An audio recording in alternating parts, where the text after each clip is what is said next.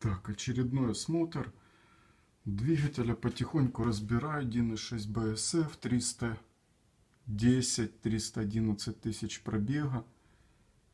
Такое вот двигло.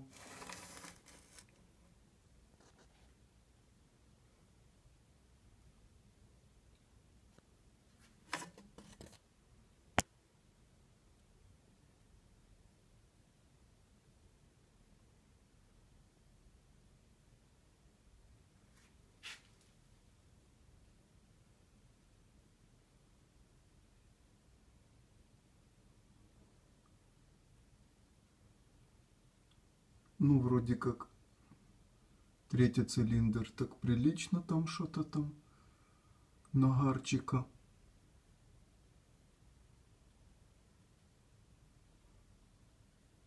Четвертый. В четвертом проблема со свечой. Закидывает все время, каждые 700 километров. Второй тоже.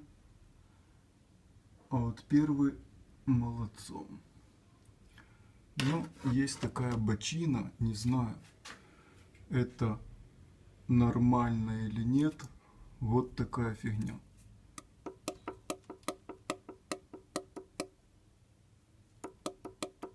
Это боковой люфт. Боковой люфт. Второй цилиндр. Какой-то боковой люфт.